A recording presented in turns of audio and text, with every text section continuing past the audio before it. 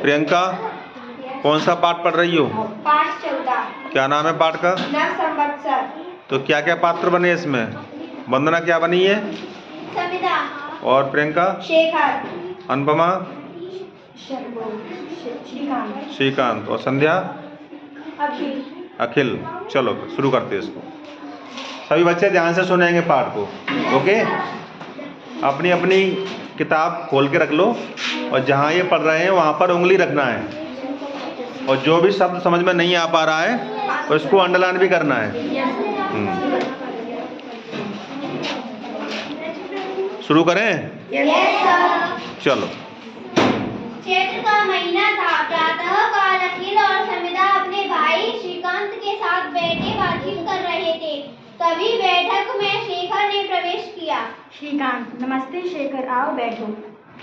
अखिल और समिधा, नमस्ते शेखर भैया। शेखर, नमस्ते, साथ ही नव वर्ष की बधाई। शेखर, नव संवत्सर बीते तो कितने दिन हो गए, आज कौन सा नव संवत्सर है? शेखर, अरे भाई, आज गुड़ी पड़वा है। यह हमारे देश में प्रचलित विक्रम संवत का प्रथम दिन है। इसी दिन से भारतीय नव वर्ष या संवत्सर का आरंभ होता है। इसे चैत्र शुक्ल प्रतिपदा भी कहते हैं। समिधा, अरे यह सब तो हमें पता ही नहीं था। शेखर, पौराणिक कथाओं के अनुसार प्रजापति ब्रह्मा ने इसी तिथि को सृष्टि का सृजन किया था। भगवान विष्णु भी मत्स्यावतार के रूप में इसी तिथि को प्रकट हुए थे और सतयुग के प्रारंभ होने की भी यही तिथि है। अखिल, शेखर भैया, इसे गुड़ी पड़वा क्यों कहते हैं? शेखर, गुड़ी का अर्थ है ध्वज या झंडी और पड़वा कहते हैं प्रतिपदा को। लोक परंपरा के अनुसार माना जाता है कि इसी दिन श्री रामचंद्र जी ने किष्किंधा के राजा बाली का वध कर उसके स्वेच्छाकारी राज का अंत किया था। बाली वध के पश्चात वहाँ की प्रजा ने पताकाएं, जिन्हें महाराष्ट्र में गुड़ी कहते हैं, फहराकर उत्सव मनाया था। आज वहाँ आंगन में बांस के सहारे गुड़ी खड़ी की जाती है, इसलिए चैत्र शुक्ल प्रतिपदा को गुड़ी पड़वा कहते हैं। श्रीकांत, शेखर, संवत्सर के बारे में और भी कुछ बताओ ना। शेखर, सुनो, संवत्सर का उपयोग समय की गणना के लिए एक वर्ष की अवधि के अर्थ में किया जाता है। ऋग्वेद और अथर्ववेद आदि प्राचीन ग्रंथों में भी संवत्सर का एक काल चक्र के रूप में उल्लेख है। श्रीकांत, क्या इसका अर्थ है भारत में समय की गणना करने की विधि अति प्राचीन है?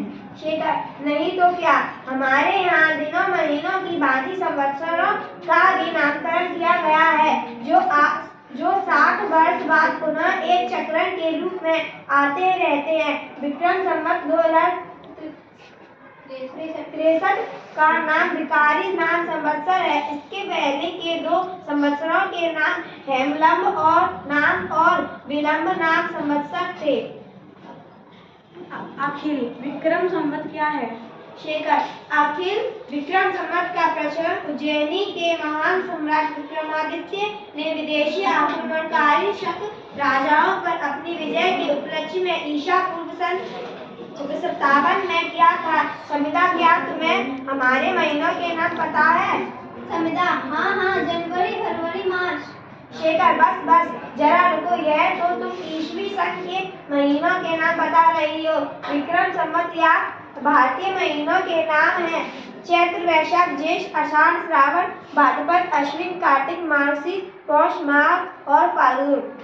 अब तो नहीं भूलोगी? समिधा, नहीं भैया, इनमें से कुछ तो नाम तो मैं भी जानती हूँ। माँ व्रतों और पर्वों के लिए इन्हें बताती थी। शेखर, बस बेटा, आज यहीं तक इसको वाचन करेंगे, कल इसके आगे करेंगे। ओके? अब मैं इसमें से कुछ प्रश्न करूँगा। सभी ने पाठ को ध्यान से सुना? अब मैं इसमें से प्रश्न करूँगा, वो अपनी जो कक्षा कार्य वाली कॉपी है उसको निकाल लो, उसमें उन प्रश्नों के उत्तर लिखना है।